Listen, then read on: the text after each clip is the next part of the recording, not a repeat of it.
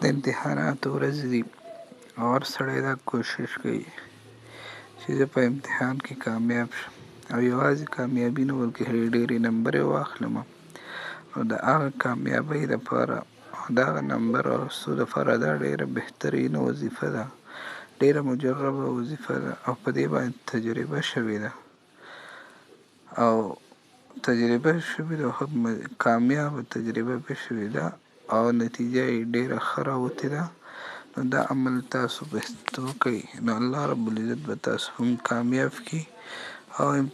امتحان کې به په ښو نمبرو سره پاس شئ. السلام علیکم محترم اوریدونکو، هر چېرته چې خوشحال آباد اوسئ، الله مو کامیاب او کامران لره. زه ستاسو د وړاندې یو پيره بیا مخاطب یم او ما ستاسو ته یو بهترینه وظیفه راوړې ده. دا وظیفه د امتحان د کامیابۍ دپاره ده، ځکه چې د امتحانونو ورځې دي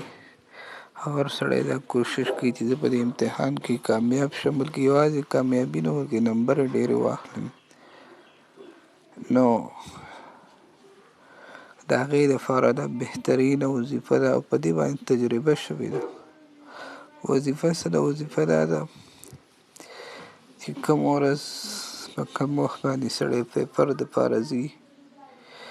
د پیپر نه د تلو نه مخکې د تبارک الذي سپارې یعنې یو کم دېرشمې سپارې دویم نمبر صورت کوم ته چې صورت قلم وایي، نون والقلم وما یسطرون، دا صورت ووایي او بیا چې ځي نو په دې تلو کې دې 221 پیرې یعنې 221 پیرې یا علیمو یا علیمو دا ووایي. د دې نه پس چې بیا کله پیپر ته کښېنې او پیپر دې لا نه یې شروع کړی نو د هغې نه مخکې به حسبي الله لا اله الا هو علیه توکلت وهو رب العرش العظیم دا آیت کریمه ووایي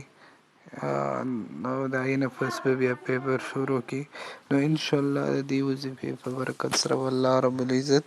یوازې تا په امتحان کې کامیابۍ نه بلکې ډېرې نمبرې به پکې اخلي، د ډېرو نمبرو سره به پکې انشاءالله العزیز هغه کامیابي ترلاسه کړې.